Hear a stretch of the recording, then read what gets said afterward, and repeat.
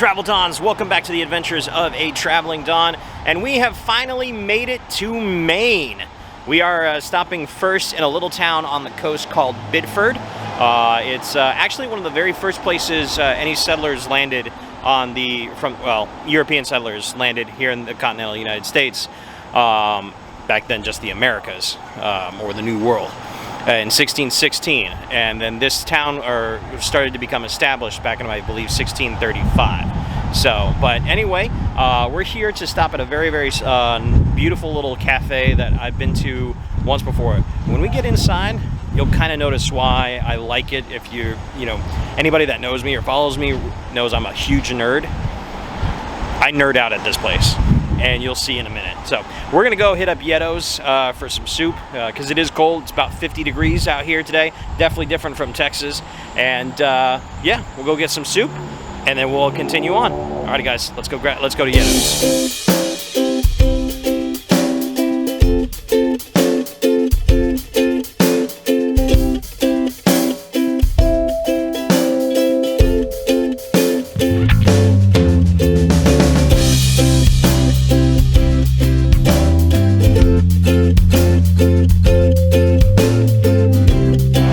What I've always loved about this place, because I've been here once before, and the owners, one is originally, I think, from New York, and he studied in Italy, so that's where you get a little Italian flair with the menu.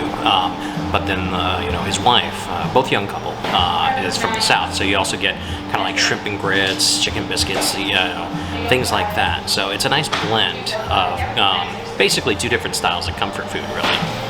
Which is phenomenal. And what's cool is they are huge fans of the Legend of Zelda series, particularly the Twilight Princess game, which I am a huge nerd myself.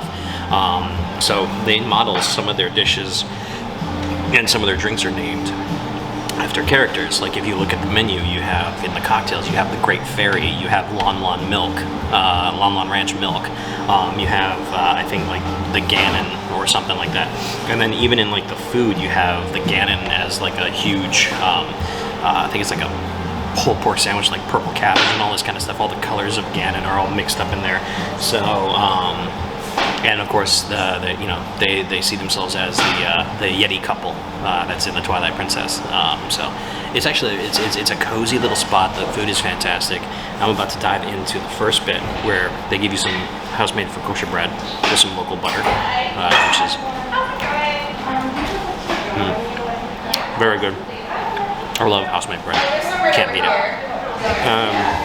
Their specialty soup is Yeto's superb soup. So their kind of rendition of the soup that you're supposed to get for the wife Yeti. I can't remember her name, but in the game you're supposed to collect ingredients throughout this temple and make a soup to calm the Yeti down.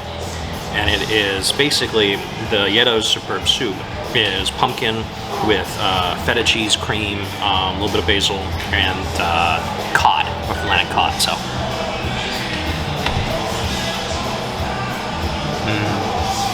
Oh, that's so good. You get a little bit of that sweetness from pumpkin, savory from the feta cheese, a little earthiness from the basil, and that cod just gives you that nice little bit of light white fish flavor. Oh my gosh, so good. So good. I also got a drink called the Rose. It's a mocktail, since I still got some driving to do to get up to Portland. But it's basically they make their own house-made grenadine with a little bit of just lime and soda water. So it's very, very simple, but nicely refreshing. I think they said that this particular batch of grenadine is a cherry-style grenadine. So you definitely get a little bit of that cherry at the front end, particularly once you get down to the bottom. But very refreshing, really nice. Maybe not necessarily the best drink for a gloomy cold day like this, but honestly, I love it, and this soup is warming me up anyway. So, such an awesome spot. So, but anyway, I'm gonna get into this, and then I'm gonna head out to Portland, and I'm gonna go meet up with some friends for tonight. So, we'll head up to Portland in just a minute.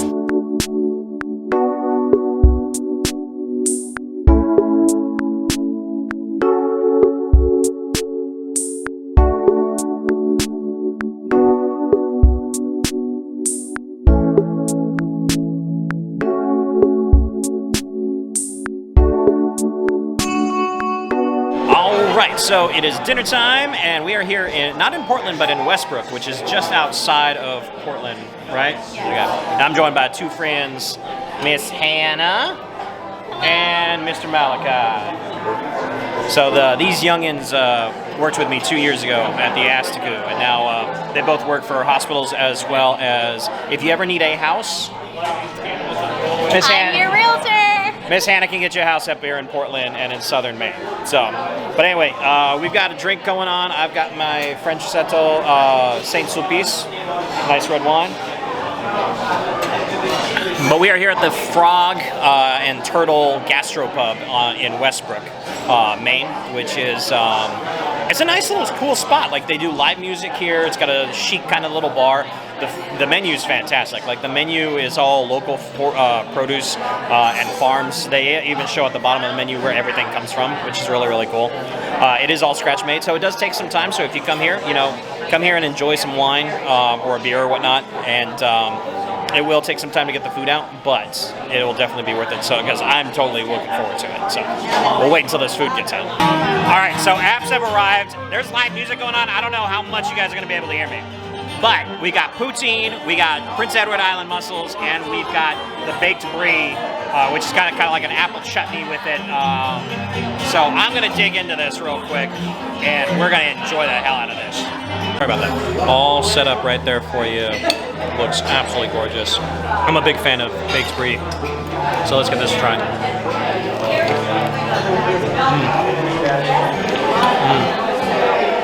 Oh, that's so bomb.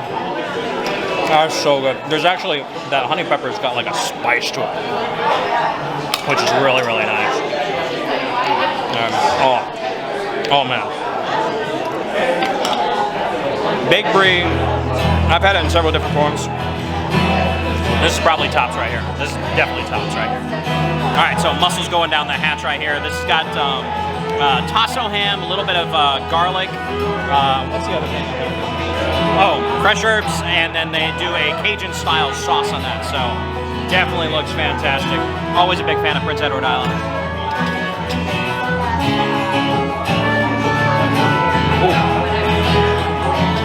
You get that garlic in there. Oh, that's fantastic. A little bit of spice with that Cajun, but it's not overpowering. It's actually really, really nice. So, all right, I'm gonna get this poutine real quick. All right, so we got the classic poutine, Canadian-style dish.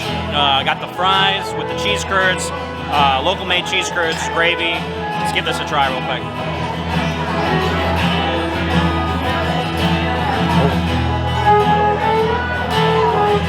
That's some good poutine. Those fries are fantastic. Honestly, that's the star of the dish, is the fries. Gravy's good, cheese curds is good. Fantastic. What do you think, Hannah? Is that good stuff? Oh yeah. Mr. Malachi, you enjoying your mussels over there? Malachi is a man of few words, but he's a good man. He's a good man. You can tell by his beanie. Alrighty guys, we're waiting for my seafood chowder. That's the last thing on the meal. And I'm just gonna dig into this. All right, so piece de resistance is the seafood chowder. That's got their own house-made cured bacon. It's got the scallops, it's got mussels, it's got some haddock in there, some shrimp, and of course that cream-based broth. So I'm gonna dig into this real quick. Let's get a little bit of, oh, look at that. That looks so good. Oh, the steam off of this.